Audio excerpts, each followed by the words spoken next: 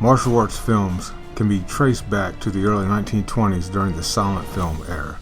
One of the earliest films recorded in this genre was a movie called The Burning of the Red Lotus Temple.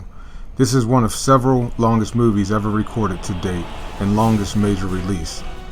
Directed by Jung Shisham, this movie was released in 16 parts from 1928 through 1931.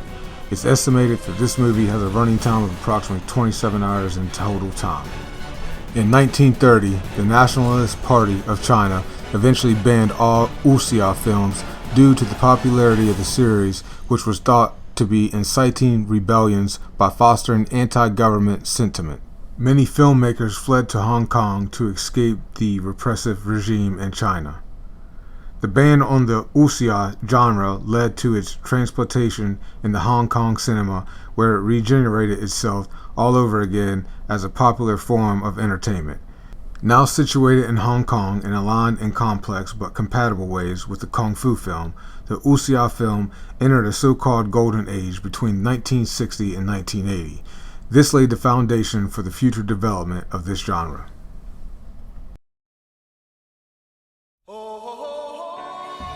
In the 1930s to the 1940s, the world saw the transition of martial arts film during this time frame. The Wong Fei Hung series removed the unreal and the magical-like powers in the early films made in the silent era. The story of Wong Fei Hung was the first movie made to give the audience a more realistic look of the martial arts itself. This movie was considered as the first kung fu movie made.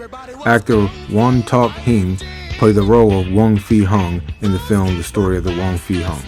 From 1950s to the 1960s, Hing would portray this role more than 80 times. Hing would later pave the road for famous actors like Bruce Lee, Jackie Chan, Jet Li, and more. Although the first Kung Fu movie was produced and filmed back in 1949 and 50, it wasn't until the 60s when the genre really took off. During this time, Kung Fu films offered a means of escape from the harsh realities of daily life at the time when social unrest and crime in Hong Kong were on the rise. It wasn't until the Shaw Brothers Studios began to produce some of the most iconic Kung Fu movies in history that put the genre on the map. Classics like Come Drink With Me and One-Armed Swordsman, which showcased the actor's talent in martial arts. This would open the doors for Kung Fu movies and legendary actor Bruce Lee to skyrocket in the 70s for this genre.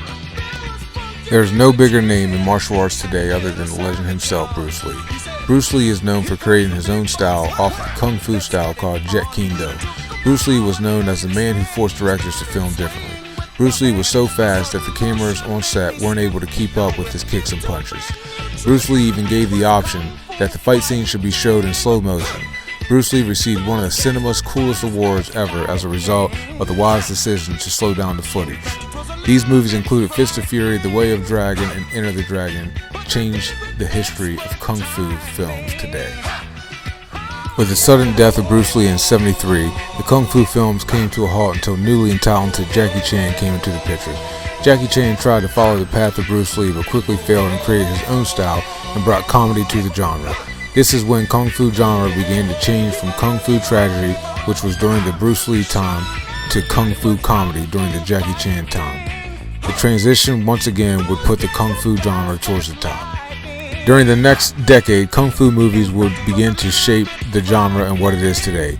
Movies like Crouching Tiger, Hidden Dragon, Kung Fu Hustle, The Forbidden Kingdom, and so many more have made the genre a hit with intense special effects, vigorous fight scenes, and hilarious comedy.